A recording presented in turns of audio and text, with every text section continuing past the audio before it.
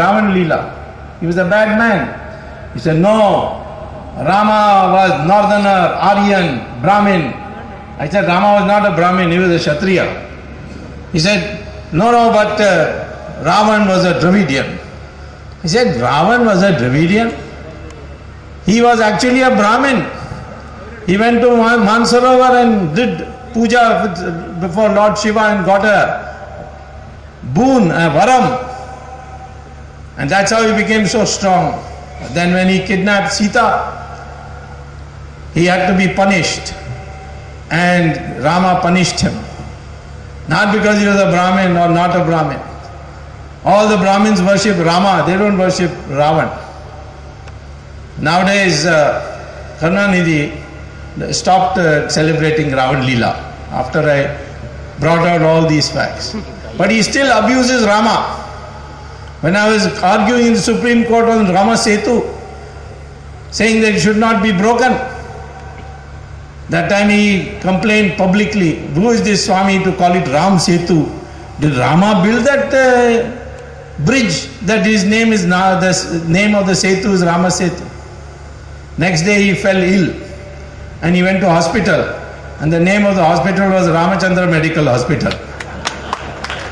At least Ramachandra had an MBBS.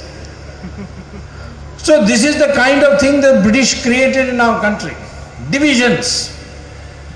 Even caste, Varna has got nothing to do with birth. If it was so, then how Veda Vyasa, whose mother was a fisherwoman, became Maharishi and wrote the Mahabharata? Did you know that Valmiki was born of Dalit parents? He wrote the Ramayana and became Maharishi. Kalidasa, he was going around in the forest cutting wood, became a Mahakavi and a Maharishi. Vishwamitra was considered the Rishi of Rishis. He was born in a Kshatriya family. Varna was based on discipline. If you had knowledge, then you will not have weapons, you will not have wealth, you will not have land. If you have weapons, you may become king, but you cannot make policy. Policy will have to be made by the learned people of society, namely the Brahmins. Krishna Bhagavan says that clearly in Gita, that Varna has got nothing to do with birth. It's got to do with gunas. But solely it has got connected with birth. And now you have Brahmins who are claiming to be Brahmins as CEOs of multinational corporations. So this whole thing is broken down. Now Varna is to be abolished. It cannot be rescued. We must now only say we are Hindus. And we must expect the Muslims and Christians to say that we are Muslims and Christians, but our ancestors are Hindus. If they say that, then we become one family called Hindustan. That is the identity of India.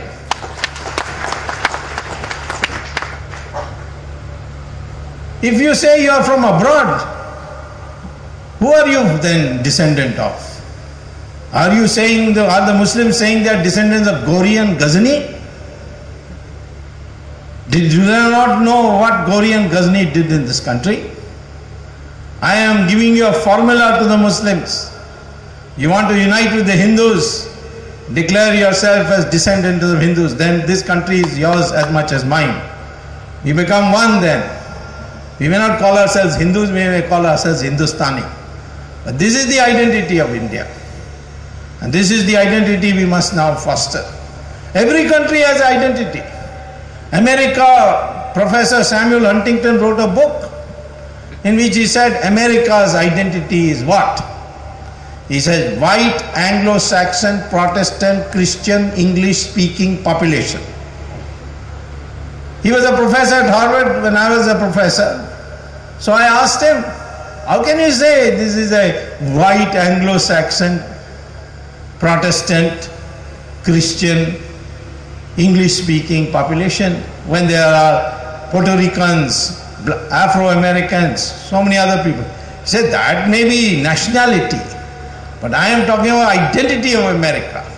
America was founded by the white Anglo-Saxon Protestant English-speaking population, and that shall remain the identity. The same way India was a country created by the Hindus. People say, no, Islam also has contributed to India's history, so did Christianity. Maybe, but Ganga river flows, lot of small rivers join it, but the name of Ganga does not change, it remains Ganga till the end. So first thing I would like to tell you is that our identity must be based on a correct understanding of our history. We are not Aryans, we are not Dravidians. Yes, the word Arya means gentleman. It's got nothing to do with race. The word Dravidian is a word coined by Adi Shankara when he met Mandana Mishra. And Mandana Mishra's wife asked Adi Shankara, who are you? He said, I am Dravida Shishu. He explained Dravida is a sandhi of two words, which means where the three oceans meet. So South India was called Dravid. It had nothing to do, but the Englishman brainwashed us to think it's a different population. The Englishman targeted Sanskrit because he felt that unless Sanskrit is replaced by English, we cannot control these people.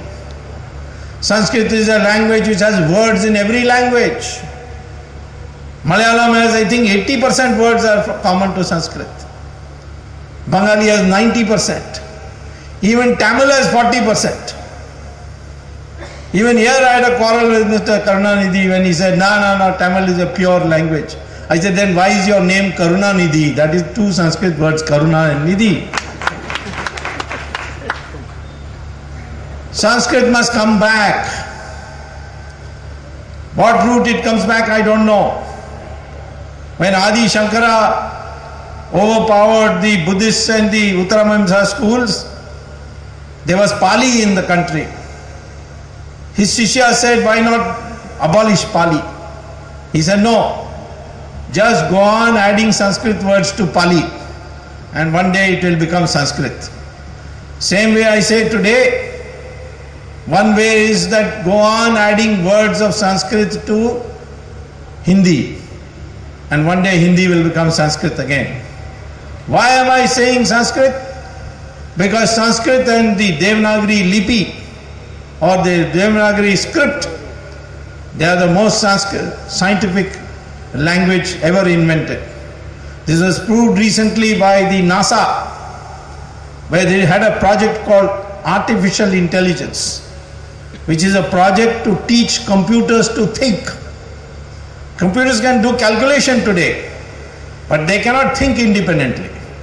So they have created a new subject called Artificial Intelligence. And they thought the first project will be, people are born, we grow up, we learn, we experience, and all this knowledge dies with us when we die. So therefore they said, once a person retires, we'll pay him something and he should sit